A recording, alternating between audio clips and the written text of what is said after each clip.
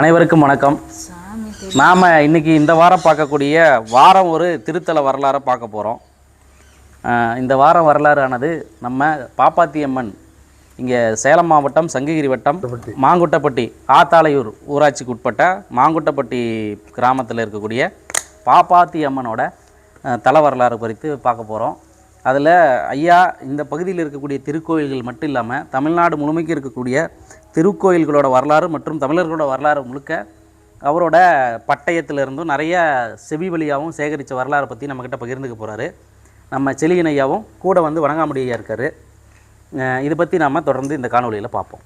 இது அடிப்படை சாதாரண காரணாசா அப்படி இருக்குது, அடிப்படை இலக்கணப்படியும் இருக்குது. இதை பாருங்க. பழங்கால கல்வெட்டு. கல்வெட்டு. ஐயா, இந்த கல்வெட்டில் உள்ள எழுத்துக்கள்லாம் உங்களுக்கு படிக்கிறதுக்கு ஆசிரியர் வந்து எனக்கு வந்து செந்தி ஐயா தான் எனக்கு ஆசிரியர். செந்தி ஐயா. ஆமாம், நாகர்கோயில் செம்பவளம் ஆய்வு தலைவர் அவர் தான் நிறுவனர். செந்தி நடராஜன் அவர் தான் எங்கள் ஆசிரியர். இன்னைக்கு தொன்மை தமிழில் பயிற்சி கொடுத்தவர் அவர் தான். தொன்மை தமிழ் முழுக்க உங்களுக்கு கல்வெட்டு? ஆமாம், கல்வெட்டு எனக்கு கட்டுரை எழுதுவேன், படிப்பேன். சிறப்பு. சரளமாக வராது, பொறுமையாக நான் என்ன எழுத நினைக்கிறனோ, என்ன பேச நினைக்கிறனோ அது தமிழில் நான் எழுத முடியும், அதை வாசிக்க முடியும். தமிழி தமிழர்கள் வரலாறுன்னு எடுத்துக்கிட்டால் இன்றைக்கி நமக்கு எழுதப்படுத்தி தெரிஞ்சவங்களா 2700 வருஷங்களுக்கு முன்பு தான் தெரியுது. ஆனால் 15,000 வருஷம் 20,000 வருஷம்லாம் பெரிய பெரிய அறிஞர்கள்லாம் நமக்கு பேட்டி கொடுத்துருக்குறாங்க, நமக்கு அறிக்கை கொடுத்துருக்குறாங்க, கல்வெட்டு செப்பேடு இதெல்லாம் நமக்கு கொடுத்துருக்குறாங்க. ஆனாலும் நம்ம வரலாறுக்கு காலத்தால் நம்ம முந்தியவங்க தான். ஏதோ உலகத்தில் பல வகையில் நம்ம வணிகம் செஞ்சோம், போர் செஞ்சோம், நம்மலாம் பல நாடுகளை வென்றவங்கன்னு நம்மளை சொல்லிக்கிட்டாலும் பிற்காலத்தில் பிறமொழியாளர்கள் நம்ம நாட்டில் அந்நியர்கள் வந்து போனதுனால நம்மளாம் நலிஞ்சு போயிட்டோம். இப்போ நம்மளை வரலாறு பற்றி பேசிக்கிறது, நம்ம வரலாறு எங்கே கிடைக்குதுன்னா குலதெய்வத்தில் தான் கிடைக்குது. நம்ம தேடும்போது குலதெய்வத்திலேருந்து தான் நம்ம வரலாறு கிடைக்குது. இதெல்லாம் நம்ம இழந்துட்டோம்னா, குலதெய்வத்தை இழந்துட்டோம்னா ஒன்றுமே இருக்காது நமக்கு. மீதியை இப்போ திருப்பதி போகலாம், பழனி போகலாம், எங்கே வேணாலும் போகலாம், கேதார்நாத் கூட போகலாம், காசி ராமேஸ்வரம் கூட போகலாம். அது ஒன்றும் குற்றமான சொல்ல. ஆனாலும் நம்மளை நம்ம தெரிஞ்சுக்கணும்னா குலதெய்வத்திலேருந்து தான் நம்ம வரலாறு தொடங்குது. அப்படி பார்க்கும்போது அரப்பள்ளீஸ்வரர் கோயில்னு ஒன்று இருக்குது இங்கே கொல்லிமலையில் அரப்பள்ளீஸ்வரர் தான் அதுக்கு பேர். அதனுடைய காலம் வானவன் மாதேவி தான் அந்த கோயிலுக்கு கொடை கொடுத்து கட்டிக்கிறாங்க. வானவன் மாதேவிங்கிறவங்க நம்ம குடும்பத்து அம்மா, நமக்கு அத்தை இல்லை அம்மாலாம் இருக்கலாம். அவங்க என்ன அந்த வாசகம் சொல்கிறாங்கன்னா, ஆதன் உடனமர் அறமலர்த்த நாயகியே பாகம் பெண் உருவானாய் பத்தினியே தாழ் போற்றி அப்படின்னு தொடங்கித்தான் அவங்க அந்த கோயில் பூசையை தொடங்குறாங்க. அந்த கோயிலில் அதே அந்த வார்த்தையை நிறைய இடங்களில் பயன்படுத்துகிறாங்க. பூசை போதும் சரி, திருவிழா போதும் சரி, ஆதன் உடனமர் அறமலர்த்த நாயகியே பாகம் பெண் உருவானாய் பத்தினியே தாழ் போற்றி இந்த மாதிரி தான் சொல்லி தான் அவங்க வர்றாங்க. அந்த வகையில் நம்ம இன்றைக்கி வந்து மாங்குட்டப்பட்டி பாப்பாத்தியம்மன் கோயிலை நம்ம வரலாறை நம்ம தேடி வந்திருக்கிறோம். இங்கே கோயிலுக்கு வரலாறு இருக்குது அப்படின்னா நீண்ட வரலாறு இருக்குது. ஆனால் அவ்வளோ வரலாறு நாங்கள் தொகுக்கலை. அவங்க அந்த ஆதி திருவங்கன் கோயிலில் இருந்து நாங்கள் தேடிக்கிட்டு வரும்போது சில குறிப்புகளுக்கு வச்சுருக்கிறோம். சில குறிப்புகளை கொண்டு நாங்கள் ஒரு நூலாக எழுதலாம்னு ஒரு திட்டமிட்டுருக்கிறோம். அந்த குறிப்புகளுக்கு நீங்கள்லாம் ஒத்துழைப்பு கொடுத்து உங்களுடைய வரலாறு, பூசமுறை வரலாறு, உங்கள் பங்காளிங்க இதெல்லாம் சொன்னீங்கன்னா அதில் நாங்கள் எங்கள் நூலில் சேர்த்துக்கிறோம். இப்படி ஒரு நூலாக வெளியிடுறது எங்களுக்கு பணம் சம்பாதிக்கிறதுக்காக இந்த சேவை செய்யலை. ஏதோ இந்த குடியில் பிறந்துட்டோம், இது மாதிரியான நூல்களை நாங்கள் அச்சிட்டு வெளியிடுறோம். இதுவரை இது 5வது நூல். இதுவரை 4 நூல் வெளியிட்டு இது 5வது நூல் அச்சிட்டுருக்கோம். இது அச்சுக்கு போகிறதுக்கு அனுமதி வேணும், இன்னும் இந்த அப்ரூவ்டு வாங்கணும். இதை வந்து அனுமதி தான் வெளியிட முடியும். இப்போ இந்த நூலாக அச்சுக்கு போகலை. அதனால் அடுத்த முறை வரும்போது இந்த பாப்பாத்தியம்மன் குலதெய்வத்தை நாங்கள் சிறு வயசுலேருந்தே இந்த கோயிலுக்கு நான் வந்து போய்கிட்டு இருந்தோம். அப்போ இந்த கோயிலினுடைய அருமை, இதனுடைய சக்தி எங்களுக்கு புரியல. ஐயா வணக்கம். வணக்கம். உங்களோட நட்பு, அதாவது வணங்காமுடி ஐயாவும் உங்களோட நட்பு எத்தனை ஆண்டு காலமானது? இதற்கு முன்னாடி எந்தெந்த இயக்கங்களில் நீங்கள் பயணிச்சிருக்கீங்க? திடீர்னு இந்த இறைவழி வழிபாட்டு மேலே உங்களுக்கான நாட்டம் வந்ததற்கான காரணம் என்ன? எத்தனை புத்தகங்கள் இதுக்கு முன்னாடி வெளியிட்டிருக்கீங்க? 1986லேருந்து 86 வரையிலும் நான் வந்து ஒரு பழம்பெரும் பெரிய அறிஞர்களுடைய மேதாவிகளுடைய நூல்களை படிக்கிறவன். தேவாரம், திருவாசகம் இப்படியான நூல்களெல்லாம் எனக்கு மனப்பாடம் செய்வேன். அப்புறம் பிற்காலத்தில் என்னமோ அதனுடைய இறைவனுடைய விதி என்னமோ, என் தலை விதியோ என்னமோ தெரியல, கருப்பு சட்டை போட்டுக்கிட்டு திராவிடர் கழகத்தில் போய் சேர்ந்தேன். யாராரு? வீரமணியோட போய் சேரும்போது அப்போ நானும் வணங்காமுடியும் அவர்களும் சந்திக்கும்போது எங்களை நாங்கள் தான் பெரிய அறிவாளிங்க மாதிரி நாங்கள் நினச்சிக்கிட்டு அப்படி தெரிஞ்சோம். அப்போ பார்க்கும்போது தான் அவங்கெல்லாம் எதிரிங்க, நம்மளை வந்து மூளை செலவு செஞ்சு நம்மளை அடிமைப்படுத்துறதுக்காக வந்தவங்க. அவங்கக்கிட்ட பாடம் கற்றுக்கிட்ட எப்படி இருக்கும்? ஒரு 1000 புத்தகங்கள் அதுக்கு மேலே நான் வச்சுருந்தேன். 600 புத்தகங்களை அப்புறப்படுத்திவிட்டேன். எதிரிகிட்ட படித்தேன். நம்ம எதிரிகிட்ட படித்த புத்தகத்தை வச்சுக்கிட்டு என்ன பண்ணுறது? அதனால் அதெல்லாம் அப்புறப்படுத்திவிட்டேன். அப்புறப்படுத்திவிட்டு அப்புறம் இவர் சந்திக்கும்போது எங்கள் கமலா வந்து எனக்கு மகளாகவே ஆகிட்டாங்க. அது வந்து ஒரு ஒரு உணர்ச்சிகரமான வாழ்க்கை. ஐயா வணக்கம். இப்போது வெளி மாநிலங்களிலிருந்து வந்த சாய்பாபா வந்து தமிழ்நாடு முழுமைக்கும் வசதியாக வாழ்ந்துட்டு இருக்காரு. ஆனால் நாம் வந்து நம்ம குலதெய்வ வழிபாட்டு முறையை மறந்ததுனால நிறைய இளைஞர்களுக்கு வந்து இந்த குலதெய்வ வழிபாட்டு முறையை மறந்து போச்சு. அதை பற்றி கொஞ்சம் சொல்லுங்க ஐயா. சாய்பாபா வந்து வேற்று இனத்தவர் இந்த நாட்டை வந்து ஆண்டுகிட்டு இருக்கிறதுனால சாய்பாபா கொண்டுகிட்டு வந்து இங்கே புகுத்திருக்கிறாங்க. சாய்பாபாவுக்கு நமக்கு சம்மந்தம் இல்லை. அதை பார்த்துட்டு அதனுடைய அருமை பெருமை அப்படி சாய்பாபா சிறப்பு அப்படின்னு அவங்க பொய் பிரச்சாரத்துக்கு நம்ம இளைஞர்கள் நம்ம குடும்பத்தவரெலாம் அதில் சிக்கி போயிட்டாங்க. அது சாய்பாபாவுக்கு நமக்கு எந்த சம்மந்தமும் கிடையாது. இன்றைக்கி சாய்பாபாவை கொண்டுகிட்டு வந்து அது பெரிய அளவில் விளம்பரம் பண்ணுறாங்க. இல்லை, தமிழ்நாடு முழுமைக்கும் எல்லா மாவட்டங்கள்லையும் பெரிய பெரிய கோவில்களை கட்டி எழுப்பி தமிழர்கள் வந்து இந்த குலதெய்வ வழிபாட்டு முறையை மறக்கடிச்சு சாய்பாபா கோயிலுக்கு வியாழக்கிழமை கண்டா விரதம் இருந்து போகிற மாதிரி பண்ணிட்டாங்க. நம்ம திசை திருப்புறது தான் நம்ம கவனத்தை. அதாவது நம்மள அடையாளம் இல்லாத போட்டுமே, இப்போ யாருன்னு தெரியாத போட்டுமே அப்படின்னு நம்மளை திசை திருப்புறது தான். ஐயா நீங்கள் சொல்லுங்கள் ஐயா. வணக்கம் ஐயா. நீங்கள் இதை பற்றி கருத்து, உங்களோட இறை வழிபாட்டு முறையை பற்றி உங்களோட புரிதல் எப்படி, அதை சொல்லுங்கள். ஒரு காலத்தில் நானும் வந்து திராவிட இயக்கத்தில் வந்து பணியாற்றியிருந்தோம். காலப்பாலாம் வந்து திட்டமிட்டே வந்து தமிழர்களை வந்து நம்மளுடைய இன வரலாறு, தமிழ் இன வரலாறு, அதாவது தமிழ் குடிகளை ஒருங்கிணைத்து தான் ஒரு இனமே உருவாகுது. கண்டிப்பாங்க. நம்மளுடைய மொழியையும் நம்மளுடைய இனத்தையும் அழிப்பதற்காக நம்மளை வந்து இறை வழிபாட்டிலிருந்து நம்மளை வந்து வெளியேற்றி கடைசீட்டில் கொண்டு போய் மெரினாவில் இருக்கிற வந்து திராவிட சுடுகாட்டில் கொண்டு போய் நம்மளை நிறுத்தினது தான் அவங்களுடைய சரி. அங்கே போய் நம்மளை கும்பிட சொல்கிறோம். சரியா சொல்லுங்க. நம்மளுடைய இன அந்த நம்ம ஒவ்வொரு குடிகளுக்கும் இந்த மாதிரி வந்து ஒவ்வொரு குலதெய்வம் இருக்குது. கண்டிப்பாங்க. அதுல இருந்து நம்மளை வெளியேற்றி கடைசீட்டில் கொண்டு போய் திராவிட சுடுகாட்டை வந்து நிறுத்தியது தான் அந்த திராவிடத்தினுடைய வேலை. கண்டிப்பா. அதனால வந்து நம்மளுடைய மொழி, நம்மளுடைய இனம், நம்மளுடைய தமிழ் குடிகள்லாம் வந்து நம்ம வந்து மீட்டெடுக்கணும்னா நம்ம குலதெய்வ வழிபாடு ரொம்ப முக்கியம். அந்த வகையில் இந்த பாப்பாத்தியம்மன் கோயில் வந்து திருவரங்கத்திலிருந்து அந்த காலத்தில் வந்து பெரியவர்கள் அங்கிருந்து வந்து அந்த பதியை எடுத்துட்டு வந்து இங்க வந்து கோயில் கட்டியதாக சொல்லுகிறார்கள். அந்த வரலாறு எல்லாம் எனக்கு தெரியல. ஆனா வந்து இந்த கோயில் வந்து எனக்கு தெரிஞ்சு கிட்டத்தட்ட என்னுடைய வயசு இன்னைக்கு 64 வயசு ஆகுது. ஆனா வந்து இந்த பங்காளிகள் வந்து சிறிய பகுதி, கிட்டத்தட்ட ஒரு 3000 குடும்பங்கள் இருக்கும் அந்த கோயிலுக்கு. பல்வேறு மாவட்டங்கள், பல்வேறு அண்டை மாநிலங்களில் இருந்து வேற நிறைய பேர் வர்றாங்க. அத்தனை பேரும் வரும்போது வந்து இங்க வந்து ஒரே இடம் கொண்டாடணுமா, இடம் போதாதுங்கிறதுனால 3 கரையா பிரிச்சு வருஷம் ஒரு கரை, 3 வருஷத்துக்கு ஒரு தரம் ஒவ்வொரு இது. நான் வந்து இந்த கோயிலுக்கு உண்டான பங்காளி நான். அதனால இந்த கோயில் வந்து மக்கள் வந்து இப்போ அண்மை காலமாக வந்து இப்போதான் வந்து ஒரு அண்மை காலமாக இந்த புரட்டாசி, இந்த புரட்டாசி மாதம் ஒவ்வொரு அமாவாசை நாளும் அங்கே ஏகப்பட்ட கூட்டம் வரும். இப்போ வந்து நம்ம மக்கள் வந்து இப்போ அந்த குலதெய்வ கோயில் வழிபாட்டை நம்ம முன்னெடுத்து போயிட்டு இருக்காங்க. ஐயா சொல்லுங்க, இந்த வருடம் எந்த மாதங்கள்ல இந்த கோயிலோட தேவத்திருவிழா நடக்கும்? சிவத்திருவிழா வந்து நீங்க சொல்லுங்க. மாசி மாதம். நீங்க சொல்லுங்க, வரிசையை சொல்லுங்க. நீங்க சொல்லுங்க. அதுதான் சாமி மேல அது அவ்வளோ இது இல்லை. நீங்கள் சொல்லுங்கள். ஆமாம், பெரியார் இயக்கத்தில் தான் சந்தித்தோம். ஆனால் அப்புறமேல் நாங்கள் குடும்ப சூழல், நாங்கள் குடும்பமாக வந்துட்டோம். அதாவது கமலா வந்து எங்கள் வீட்டுக்கு வர போக இருக்கும்போது என்ன ஆகி போச்சுன்னா, இது இந்த பிள்ளை தான் எங்கள் அண்ணன் பிள்ளையாகவே எங்கள் மகளுக்கு அடுத்தது கமலாவே ஆகிப்போச்சு. நல்லது கெட்டது எல்லாத்துலேயும் நாங்கள் வந்து பங்கெடுத்துக்குவோம். நாங்கள் ஒரு குடும்பமாக வரும்போது அப்புறம் தான் நமக்கு குலதெய்வம், குளம், குடி இந்த மாதிரியான வரலாறுலாம் நம்ம இழந்து போய் நம்ம எங்கேயோ போய்கிட்டு இருக்கிறோமே அப்படின்னு நான்லாம் கருப்பு சட்டையை 2012 கழட்டி தெரிஞ்சுட்டு, அம்மா என்னை மன்னிச்சிருமா, நீ என்ன சொன்னாலும் கேட்குறேன்னு வந்து சரணடைஞ்சிட்டேன். ஐயா, இந்த கோவில் நம்ம தேவத்திருவிழான்றது எந்த மாதங்களில் வந்து துவங்குங்கய்யா? எப்படி நீங்கள் சொல்லுங்கள். இப்போ தெரியாதவங்க இந்த கோயிலுக்கு எப்படி வந்து அணுகிறது? இப்போ புதுசாக இருக்க பங்காளிங்க வெளியூரில் கூட இருக்காங்க, அவங்களுக்குலாம் தெரியாது நிறைய விஷயம்.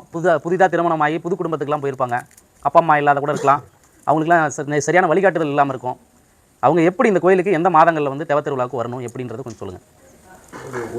ஒரு வருடத்துக்கு வந்து ஒரு கரை, 3 கரையை பிரிச்சு செய்கிறாங்க. வருடத்துக்கு ஒரு கரை. அப்போ வந்து என்ன பண்ணுறாங்கன்னா, அந்த அமாவாசை நாள் வந்து ஒரு வருஷம் முழுசும் அந்த 12 அமாவாசைக்கு என்ன பண்ணுறாங்கன்னா, அந்த கரையை சார்ந்தவர்கள் பூஜை பண்ணுவாங்க. அதுக்குரிய பங்காளி, அந்த கரைக்குரிய பங்காளிகள் வருவாங்க. அந்த 12 ஒரு வருஷத்துல அந்த 12 அமாவாசையும் வந்து இது பண்ணிட்டு கடைசியாக வந்து அந்த மாசி பங்குனி சித்திரை வைகாசி மாசத்துக்குள்ள அந்த அந்த குறிப்பிட்ட தேதியில வந்து அவங்க திருவிழா நடத்திட்டு அடுத்த கடைக்காரனுக்கு ஒப்படைச்சிடணும். அவங்க வந்து அடுத்தது இதே மாதிரியே 12 அமாவாசை வந்து இந்த அமாவாசை பூஜை இதெல்லாம் பண்ணிட்டு அப்போ வந்து அங்கே வர்ற பங்காளிகள் வந்து எல்லாத்துக்கும் தகவல் பரிமாற்றமாக போகும். இதில் பங்காளிங்க கவனிக்க வேண்டியது என்னன்னா, 3 கரை, எந்த கரையை நம்ம சேர்ந்தவங்கிறத அவங்க தெரிஞ்சு வச்சிருக்கணும். அந்த கரையை சேர்ந்தவங்க தெரிஞ்சு வச்சிருந்தா பங்குனி மாசத்துல இந்த திருவிழா நடக்குங்கிறது அவங்களுக்கு தெரியும். ஐயா, இப்போ இந்த பாப்பாத்தியம்மன் தேவத்திருவிழா வந்து பங்குனியில் நடக்குங்களா? சரிங்கய்யா. இப்போ இந்த கோயிலோட இந்த பங்காளிகளுக்கு குளம் கோத்தரான்னு சொல்லுவாங்கல்ல, இப்போ இந்த காணி இந்த திருமண முறைக்கு வந்து காணிலாம் கேட்பாங்க. ஆமாம். அது எப்படி நீங்கள் இது முறைப்படுத்தி சொல்லுவீங்க? எந்த குளம் கோத்திரம் எந்த காணி அப்படின்லாம் சொல்லுவாங்கல்ல. இப்போது வழக்கமாக ஒரு பெண் வீட்டுக்கு வந்து ஒரு மாப்பிள்ளை வீட்டார் போய் பெண்ணு கேட்குறப்போ அந்த பொண்ணு வீட்டில் கேட்பாங்க. அதே மாதிரி பொண்ணு வீட்டுக்காரங்க மாப்பிள்ளை வீட்டில் கேட்பாங்க, நீங்கள் என்ன குலம் கோத்திரம் அப்படின்ட்டு. அதெல்லாம் இருக்குங்களா? அதெல்லாம் இருக்குது இருக்குது. அதை பற்றி இவங்க வந்து தொன்று தொட்டு நீண்ட காலத்து வரலாறு பற்றியெல்லாம் இவங்ககிட்ட வரலாறு இருக்குது. பாப்பாத்தி அம்மனுக்கு நீண்ட காலத்து 2500 வருஷத்து வரலாறுலாம் இருக்குது. இருந்தாலும் இவங்க வந்து நேர்களுக்கு நெல்லூர் காணின்னு இவங்களை சொல்லுவாங்க. நெல்லூர் காணி. ஆமாம். சிவகோத்திரம்னு சிவனை தான் இவங்க முதன்மைப்படுத்துவாங்க. ஆனாலும் இவங்களுக்கு வந்து பெருமாள் குடி தான். பெருமாள் குடி. ஆமாம். இவங்க பெருமாளை தான் முதன்மை சாமியாக வழிபடுவாங்க. இவங்க வந்து சிவனை வந்து சிவனை வந்து மாமச்சனம் உறவாக வச்சுருப்பாங்க. பெருமாளை வழிபட்டாலும் சிவகோத்திரத்துக்குள்ள மாமச்சன வழிபாடாக இவங்க வச்சுருப்பாங்க. இவங்க காலங்காலமாக பார்க்கும்போது இவங்க பல பிரிவுகளாக பிரிஞ்சிருக்கிறாங்க இந்த கோயிலேருந்து. அதாவது ஆதி திருவரங்கனில் இருந்து இவங்க நிறைய கிளை, ஆயிரக்கணக்கான கிளை பிரிஞ்சு போயிருக்கிறாங்க. அது எல்லா கிளையும் நாங்கள் சொல்ல முடியாது. இப்போ பாப்பாத்தி அம்மன், மாங்கட்டப்பட்டி பாப்பாத்தி அம்மன், அருள்மிகு பாப்பாத்தி அம்மன் வீரகார சாமி வரலாறு பேசினாவே மற்ற பங்காளிகளும் அதை கூடவே நம்ம பயணிக்கலாம்ங்கிற ஒரு விதிமுறையில் நம்ம பேசலாம். எங்கய்யா இப்போ இந்த பாப்பாத்தி அம்மன் வழி தோன்றர்களாக இருக்கக்கூடிய இந்த பங்காளிகள்லாம் எங்கேருந்து வந்தவங்க? இவங்களோட வரலாறு சொல்கிறீங்க. இவங்க எந்த பகுதியில் பூர்வகுடியாக கொண்டு வாழ்ந்தவங்கன்ற ஏதாவது வரலாறு இருக்குதுங்களா? வரலாறு இவங்களுக்கு பார்க்கும்போது கிழக்கத்திய மக்கள் தான். கிழக்கத்திய மக்கள்னா எந்த பகுதி? அரியலூர் பெரம்பலூரில் இருந்து தான் இவங்க தொடங்கியிருக்கிறாங்க. ஆனாலும் இவங்க ஆதி எடுத்துக்கிட்டோம்னா தென்பெண்ணை ஆற்றுக்கும் தென்கரையில் தான் இவங்களுக்கு குலதெய்வம், ஆதி குலதெய்வம் இருக்குது. ஆதி குலதெய்வம்னா ஆதி திருவரங்க பெருமாள்னு இவங்க குடி அடையாளத்தை அதுதான் உங்களுக்கு அடித்தளம். அந்த அடித்தளத்திலிருந்து கிளச்சி கிளச்சி கிளச்சி பல பகுதிகளுக்கு பரவி இருக்கிறாங்க. அதாவது வேற்று இனத்தவர் வருகையால் இந்த நாடு வந்து மன்னர்களை, நம்ம தமிழ் மன்னர்களை இழந்து போயிட்டதுனால பல வகையான இன்னல்களுக்கு ஆளாகி வெளியேறிக்கிறாங்க. வெளியேறி இப்போ வந்து இவங்க வந்து பாப்பாத்தி அம்மன், மாங்கட்டப்பட்டி பாப்பாத்தி அம்மன் தான் இன்னைக்கு இருக்கிறோம். இருந்தாலும் எங்களுக்கு பல கிளைகள் வரலாறு நிறைய குடும்பங்கள் இருக்கிறாங்க. நான் படித்த வரைக்கும் ஐயா, இப்போ சேர சோழ பாண்டியர்களோட படைகளில் வந்து போர்ப்படைகளில் வந்து முக்கியமான தளபதிகளை கொண்ட படைப்பிரிவு வந்து வன்னியர்களோட படைப்பிரிவுன்னு படிச்சிருக்கேன். அது உண்மைங்களா? அது எப்படி? அது எனக்கு தெரிஞ்ச வரலாறு. இல்லை, உண்மைதான். தமிழ் மன்னர்களுடைய வந்து போரிடுவதற்கென்றே வந்து உருவானதா, அதான் படையாட்சினே சொல்லுவாங்க. படை வந்து நடத்தியவர்கள், வழி நடத்தியவர்கள். அதனால தான் அந்த பட்டப்பெயரை படையாட்சிங்கிற பேர் மன்னர்களுடைய படைப்பிரிவுல போரிடுவது தான் இவங்களுடைய தொழிலே, குலத்தொழிலே. அதே மாதிரி இந்த படையெடுப்புல தோற்றதுக்கு அப்புறமா அரியலூர்ல தங்கியிருந்த இந்த வன்னியரின மக்கள் வந்து அப்படியே நிலப்பரப்புல பரவி கொஞ்சம் கொஞ்சமா தமிழ்நாடு முழுமைக்கும் புலம்பெயர்ந்ததா சொல்லி வரலாறு இருக்குது. அது உண்மைங்களா? உண்மைதான். அதாவது செப்புப்பட்டயம், ஓலைச்சுவடி, கல்வெட்டு வரலாறு நம்ம தேடும்போது சங்க காலத்திலே பள்ளிக்குடியினர் என்பவர்கள் ஆதியிலே பள்ளி அதிரையன் இருந்தார், பள்ளி தரையன் இருந்தார், பள்ளி திரையன் இருந்தார், முன்னூற்றவன் பள்ளி இருந்தார், தொங்கர் பேரறையன் இருந்தார். இப்படியான பள்ளி பட்டங்களை தாங்கி நம் முன்னோர்கள் இருந்துள்ளார்கள். எங்களுடைய முன்னோர்கள் அப்படிப்பட்ட பட்டங்கள்லாம் தாங்கினவங்களாம் இருந்திருக்கிறாங்க. பள்ளிப்படை கோயில் இருக்குது, பள்ளி கோபுரம் இருக்குது, பள்ளி வில், பள்ளி வால், பள்ளிப்படை, பள்ளிப்பற்று, மாதேவி பெரும்பள்ளி, பள்ளிக்குடி, பள்ளிப்பேறு போன்ற பெயர்கள் தாங்கிய நடுக்கற்கள் இன்னைக்கும் இருக்குது. நமக்கு நடுக்கற்கள்னு எடுத்துக்கிட்டோம்னா பாண்டிய நாட்டில் தான் அதிகமாக இருக்குது. இல்லை, தமிழர்களோட வழிபாட்டு முறையவே நடுகள் வழிபாடு தானே. ஆமாம், உருவ வழிபாடு கிடையாது தானே. நாளடைவில் இப்போ வந்து ஆரியர்களோட படையெடுப்புக்கு பிறகு தானே உருவ வழிபாட்டு முறையவே கொண்டு வந்தாங்க. அதற்கு முன்னாடி எல்லாம் இங்கே கூட பார்த்தீங்கன்னா எல்லாமே நடுகள் வழிபாடு. இதெல்லாம் நம்ம முன்னோர்கள் தான். அதற்கு மேலே தானே உருவம் சித்தரிக்கப்பட்ட ஒரு உருவங்கள் தான் நம்ம வரைஞ்சி அதை ஒரு உருவ வழிபாட்டுக்கு கொண்டு வந்தோம். விருதுநகர் மாவட்டத்தில் பள்ளி மடம் இருக்குது, வேலூரில் இருக்குது, வேலூர் அருகில் சோழபுரம் பள்ளிப்படை கோயில் உள்ளது, திருப்புறம்பையும் பள்ளிப்படை இருக்குது, சிதம்பரத்தில் பள்ளிப்படை இருக்குது, தாராசுரத்தில் பள்ளிப்படை கோயில் உள்ளது, திருக்காட்டுப்பள்ளி, மகேந்திரன் பள்ளி, திருநெனி பள்ளி, அகத்தியம் பள்ளி ஆகிய பள்ளிப்படை கோயில்கள் நமக்கு இருந்ததுக்கான இன்னைக்கும் சான்று இருக்குது. வரலாற்று சான்று இருக்குது. ஆமாம், வரலாற்று சான்று இருக்குது. அதுக்கு நம்ம பெரிய அறிஞர்கள்லாம் நூல்களாக அச்சிட்டு நமக்கு கொடுத்துக்கிட்டு இருக்கிறாங்க. அந்த நூல்கள்லாம் நீங்கள் கேள்வி கேளுங்க. அந்த நூல்கள்லாம் நான் உங்களுக்கு சொல்கிறேன். சரிங்கய்யா. நடுக்கல், வீரக்கல், நினைவுக்கள், பள்ளிப்படை சமாதிகள் யாவும் நீத்தார் நினைவின் பொருட்டு எடுக்கப்பட்டவை தான். பள்ளிப்படை கோயில்கள் சிவனின் மயான சேத்திரம் என்ற ஒரு செய்தியும் இருந்து வருது. பள்ளி என்பது வன்னிய மரபில் வந்தவரை சுட்டும் என்ற பதிவும் இருக்குது. அதாவது ஆதாரத்தோட நடுக்கற்களையே பள்ளி என்பவர்கள் வன்னியர் மரபில் வந்தவரை சுட்டும் என்ற பதிவும் உள்ளது. பள்ளி என்ற பதம் அரசர் மரபையும் குறிக்கும். இதெல்லாம் கிபி 13ஆம் நூற்றாண்டுக்கு முன்ன. இன்னைக்கு நம்ம நிலை என்ன? எல்லாம் இழந்து போயிட்டோமா? நம்மகிட்ட என்ன இருக்குது? கோயில், குலதெய்வம் கோயில் ஒன்று தான் இருக்குது. அதுதாங்க ஐயா முன்னே நம்ம பேசுனது தான் காரணம். வெளி மாநிலங்கள்லேருந்து வந்த சாய்பாபா தான் இங்கே தமிழ்நாடு முழுமைக்கு வசதியாக வாழ்றாரு. தமிழர்களோட குலதெய்வங்கள் எல்லாம் போச்சு. குடியில் கூட இல்லாமல் ரொம்ப ஏழ்மையான ஒரு நம்ம கோயில் பரவாயில்லைங்க. இவ்வளோ கட்டமைப்போட நீங்களாம் பங்காளிங்களாம் ஒத்துழைப்பாக இருந்து இந்த கோயில் எடுத்துக்கட்டி இப்போ சிற்பங்கள்லாம் செஞ்சு வச்சிருக்கீங்க. வெறும் மரத்தடியில் ஒரு கூடத்தை வச்சுக்கிட்டு இன்னைக்கு குலதெய்வம் கும்பிட்டுக்கிட்டு இருக்கலாம். அதே 2000-3000 குடும்பங்கள் கொண்ட குலதெய்வங்கள் கொண்ட பங்காளிகள்லாம் ஒரு மரத்துக்கடியில் நீங்கள் சொன்ன மாதிரி ஒரு கூடாரம் கூட இல்லை, மேற்கூடாரம் கூட இல்லை. ஏன் நம்ம ராஜராஜ சோழனுக்கு, நம்ம தஞ்சை ஆண்ட பெரிய கோயிலை கட்டின ராஜராஜ சோழனுக்கு இன்னை வரைக்கும் ஒரு மணிமண்டபம் இல்லை, அவருக்குன்னு ஒரு அடையாளமே இல்லை. ஆனால் விஜயநகர பேரரசில் படையெடுத்து வந்த மன்னர்களுக்கு வந்து தமிழ்நாட்டில் மதுரை மீனாட்சி அம்மன் கோயிலில் அவங்க என்ன பண்ணுறாங்கன்னா வரலாற்றை மாத்திரத்துக்குன்னு நம்ம அடையாளங்களை நீக்கிட்டு அவங்களோட சிலையை நிறுவிட்டாங்க. மதுரை மீனாட்சி அம்மன் கோயிலில் இன்றைக்கும் போனால் நீங்கள் பார்க்கலாம். ஆனால் மதுரை மீனாட்சி அம்மன் கோயில் வந்து பாண்டிய காலத்திலே கட்டினது. ஆமாம். விஜயநகர பேரரசு எப்போ படையெடுத்து வந்தாங்க, அவங்களுக்கு என்ன தொடர்பு? இவங்க சிலையை அங்கே வச்சுட்டு போயிட்டாங்க. இவங்க வந்து படையெடுத்து வந்ததுமே முதல்ல தாக்கினது எல்லாமே தமிழ்நாடு முழுமைக்கு இருக்கிற திருக்கோயில்கள் தான். அதுக்கப்புறம் தான் வந்து இவங்க ஆரிய படையெடுப்பில் வந்து என்ன பண்ணுறாங்கன்னா அருள்மிகுன்ற வார்த்தையெல்லாம் எடுத்து செஞ்சுட்டு ஸ்ரீன்னு போட்டுக்கிட்டாங்க. நாம தான் அருள்மிகுன்னு தான் நம்ம பாப்பா அருள்மிகு தான் போடணும். அதுதான் தமிழ் தாய்மொழி. அதுதான் இங்கே நம்ம கோயிலே சில இடத்துல அருள்மிகுன்னு போட்டு பக்கத்தில் ஸ்ரீன்னு போட்டிருப்பாங்க. அது தவறு. கருணாகர தொண்டைமான் காலத்தில் படையாட்சி என்றும் படைக்குடிகள் என்றும் போர்க்குடியினர் என்றும் சொல்லுவார்கள். திட்டக்குடி கல்வெட்டில் பன்னாட்டார் தம்பிரான் என்றும் நெய்வேலி செப்பேட்டில் பன்னாட்டார் என்றும் பதிவு உள்ளது இன்னைக்கும். சுந்தரபாண்டியன் கிபி 11-12ஆம் நூற்றாண்டில் ஆட்சி காலத்தில் ஆக்னேய புராணத்தை தமிழில் வன்னிய புராணம் என்று எழுதப்பட்ட காலம் தொட்டு நம்மை வன்னிய குல சத்திரியர் என்றார்கள். அதே காலகட்டத்தில் கம்பரால் சிலை எழுவது கருணாகர தொண்டைமான் அவையில் பாடப்பட்டதாகும். இதெல்லாம் வரலாறு. இந்த வரலாறு எங்கெங்கயா இருந்து எடுத்தீங்க? கல்வெட்டுல இருந்து செப்புப்பட்டம் இருக்குது, ஓலைச்சுவடி இருக்குது, கல்வெட்டு இருக்குது. இதுக்கெல்லாம் இதை தொடர்ந்து நான் சொல்ற செய்திகள் கேளுங்க. நாம் அந்த நூல்கள்லாம் கேளுங்க. நம்ம அறிஞர்கள்லாம் நமக்கு கொடுத்துருக்குறாங்க. பல்லவர்களிலே மாமல்லன் இருந்தார், ராமநாயனார் பூமி நாயனார்லாம் இருந்தாங்க. அந்த ராமநாயனார் பூமி நாயனார்ங்கிறவங்கெல்லாம் பெருமாள் குடியை சேர்ந்தவங்க. அன்னைக்கு அதாவது 2000 வருஷங்களுக்கு முந்தையே ஆதன் உடனமர் அறமலர்த்த நாயகியே பாகம் பெண் உருவானாய் பத்தினியே தாழ் போற்றி எங்க அரப்பள்ளி ஈஸ்வரர் கோயில்ல அந்த கல்வெட்டு இன்னைக்கு இருக்குது. அங்க சுலோகங்கள், அந்த சுலோகங்களை சொல்லித்தான் அந்த கோயிலை வழிபாடு செய்யறாங்க. எந்த மாவட்டம் அரப்பள்ளீஸ்வரர் கோயில்? கொல்லிமலையில இருக்குதுங்க. நாமக்கல் மாவட்டம் கொல்லிமலையில இருக்குதுங்க. வானவன் மாதேவி வல்வில் வரீங்க. வல்வில் ஓரியை யாரோ எவரோன்னு நம்ம இதுவரையில் நம்ம நினைச்சிட்டு இருந்தோம். வல்வில் ஓரி சிலை எங்க இருக்குது? நம்ம கரையோரத்துல பெரியாடி செய்யறாங்களே தாளூர்காரங்க, அவங்க வல்வில் ஓரியை குலதெய்வமா கும்பிடுறாங்க. என்ன சொல்றீங்க? ஆண்டி விட்டாங்க அந்த சிலை இருக்குது. அந்த கூடம் பாருங்க, சேரமன்னர் சாயல்ல கூடம் கட்டிருக்கிறாங்க. அந்த கூடத்தை நீங்க இடிச்சு விட்டீங்கன்னா அப்படி கூடம் கட்ட முடியாது. இப்ப எந்த கொத்துக்காரனும் அது மாதிரி கூடத்தை கட்ட முடியாது. சின்ன கூடம் தான். ஆள் தான் உள்ள. நான் 2 நாள் உள்ள நுழைஞ்சு உள்ள எல்லாம் சுத்தம் பண்ணி அங்க இருந்தேன். அப்ப வல்வில் ஓரின்றவர் வந்து எல்லா சமூகத்துக்கும் பொதுவானவரா? வன்னியருக்கு மட்டும்தான் பொருந்துவார். சேரருடைய ஒரு கிளையினராகிய வல்வில் ஓரி கொல்லி பூரணன் கொடிதேர் பொறையன் அப்படின்னு வல்வில் ஓரி சொல்லுவாங்க. அதை வந்து வல்வில் ஓரி வென்றவன் பொறையன். அதாவது காந்தலூர் சிலையர் இல்லை, தவறா சொல்றேன். ஐயா, உங்களோட தெவ திருவிழா வந்து எந்த மாதம் ஐயா ஆரம்பிக்கும்? வருடத்துல எந்த மாதம் ஆரம்பிக்கும்? எங்களுக்கு வந்து குலதெய்வம் ஸ்ரீ பாப்பாத்தியம்மை வீரகாரங்க. சரிங்க ஐயா. 3 கரைங்க. ஃபர்ஸ்ட் கரை, 2வது கரை, 3வது கரைன்னு இருக்குங்க. ஒருத்தருக்கு ஒரு கரைக்கு வந்து 12 மாசம் வந்து ஒதுக்கிடுவாங்க. சரிங்க. நாங்கள் பெருமாளுக்கு திருக்கோடி வச்சு சனிக்கிழமை புரட்டாசி மாசம் வந்து பொது மாசங்க.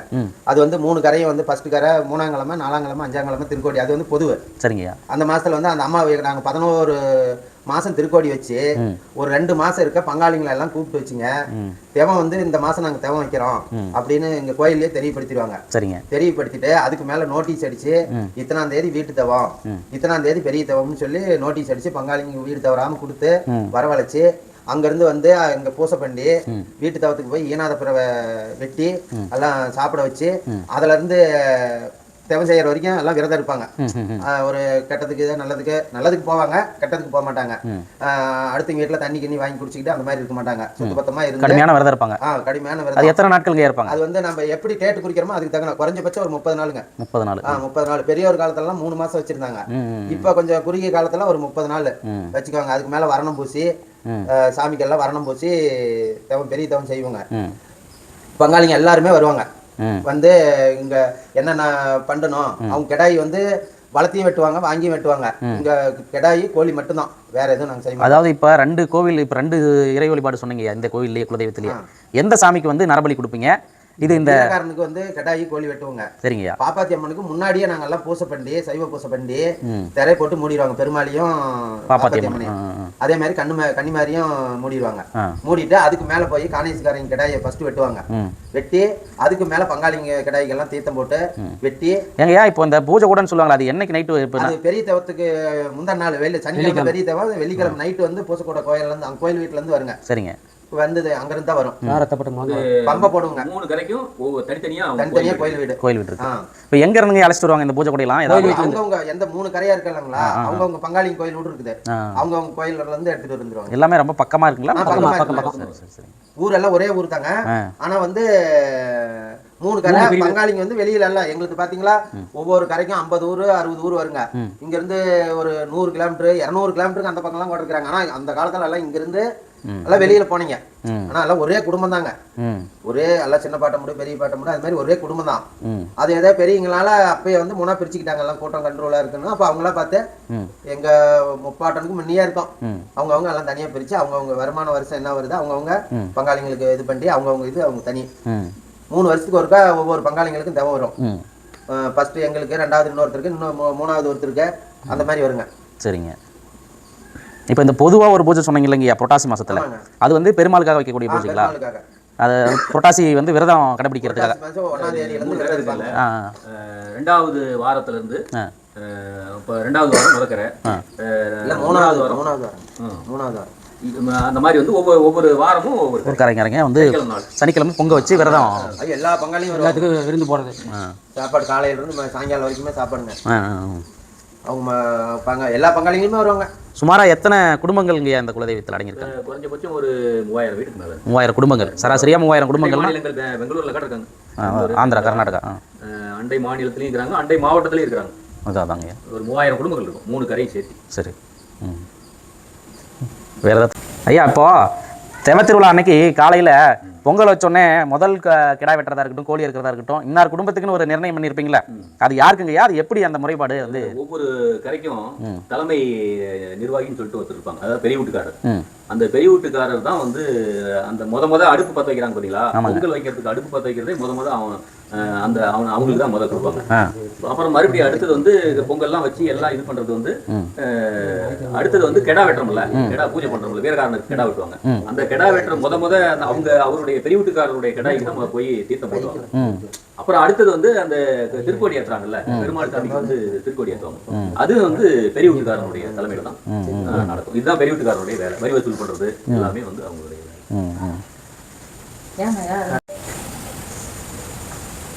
ஐயா, இப்போ இந்த குலதெய்வ தெவத்திருவிழாவில் வந்து நீங்கள் ஏதோ 3 கரைன்னு சொன்னீங்கல்ல, அது என்ன 3 கரைன்னா ஒன்றும் புரியல. அது கரைன்றது என்ன, எதன் அடிப்படையில் பிரிக்கப்பட்டது? என்ன ஆகுதுன்னா 1946ல் அதாவது வந்து பங்காளிகளுக்குள்ள இந்த வழிபாடு நடத்துவது, இந்த குலதெய்வ வழிபாடு நடத்துவது சமாச்சாரமா பிரச்சனைகள் ஏற்படுது. நீங்கிற மாதிரி வந்து பிரச்சனை ஏற்படுது. இந்த பிரச்சனை வந்து நீதிமன்றத்துக்கு போகுது. 1946 சுதந்திரத்துக்கு முன்னாடி பிரச்சனை போகுது. பிரிட்டிஷ் காலத்திலேயே இப்போ சங்ககிரி நடுவர் நீதிமன்றத்துல வழக்கு போகுது. அப்ப வந்து என்ன பண்றாங்கன்னா பங்காளிகள் அது வழக்கு தொடுத்தவங்க எதிர்த்தரப்பா யார் இருந்தாங்களோ அவங்களுடைய முன்னிலையில, நீதிபதியினுடைய முன்னிலையிலேயே ஒரு சமரச தீர்வு ஏற்படுது. என்ன பண்றாங்கன்னா 3 பிரிவா பங்காளிகளை பிரிக்கிறாங்க. 3 பங்காளிகளுக்கும் அவங்களுடைய அவங்க ஒவ்வொரு பிரிவுக்கும் ஒரு ஹெட், அவங்க மூலமா தான் வந்து அந்தந்த பிரிவுக்கு அவங்க கீழே இருக்கிற வரி வசூல் பண்றது, நிர்வாகம் பண்றது எல்லாமே வந்து பெரிய வீட்டுக்காரருங்கிற அவரு கீழே தான் வந்து எல்லாமே இது பண்ணணும். இதுல வந்து யாரை வச்சு என்னென்ன பண்ணலாங்கிறது வந்து பெரிய வீட்டுக்காரர் தான் முடிவு பண்ணணும். அதனால வந்து வருஷம் 3 கரைக்கும் பிரிச்சு வருஷம் ஒருத்தர். அந்த புரட்டாசி மாதம் மட்டும் அது பொதுவானது. அந்த மாதம் வந்து 3 கரைக்கும் பொதுவானது. வாரம் ஒரு சனிக்கிழமை ஒரு கரைக்காரங்க அந்த திருவிழாவை நடத்தி அந்த பெருமாளுக்கு வந்து திருக்கோடி ஏற்றுவாங்க. இப்போ இந்த 3 கரைன்னு சொல்றீங்களா, இவங்கெல்லாம் நீங்க ஒற்றுமையாக தான் இருக்கிறீங்க? எல்லாம் ஒற்றுமையாக தான் இருக்கு. ஆனால் நீங்கள் வந்து உங்கள் வழிபாட்டு வசதிக்காக இங்கே இடம் பத்தாது. இப்போ 3 கரையும் கிட்டத்தட்ட 3000-4000 குடும்பங்களுக்கு மேலே இருக்கிறாங்கன்னா அவங்க வந்து இங்கே வண்டி வாகனங்கள்லாம் நிறுத்துறதுக்கு வழி கிடையாது. அதனால வந்து அந்த காலத்தில் வந்து 3ஆ பிரித்து இந்த மாதிரி பண்ணுறாங்க. சிறப்புங்கய்யா, மிக்க மகிழ்ச்சி. உங்களை எல்லாரையும் இந்த வார திருத்தலத்தில் சந்தித்து உங்களை ஒரு நேர்காணல் எடுத்ததுக்கு மிக்க மகிழ்ச்சி. வாரம் ஒரு திருக்கோயில்களில் இந்த மாதிரி தொடர்ச்சியாக நம்மளோட வலையொலியில் இந்த வாரம் ஒரு கோயில்களை பற்றி பார்க்கலாம். ஐயா செலியன் ஐயாவும் ஐயா வணங்காமுடி ஐயாவும் கலந்துக்கிட்டதில் மிக்க மகிழ்ச்சி. நன்றிங்க ஐயா. நன்றி, வணக்கம்.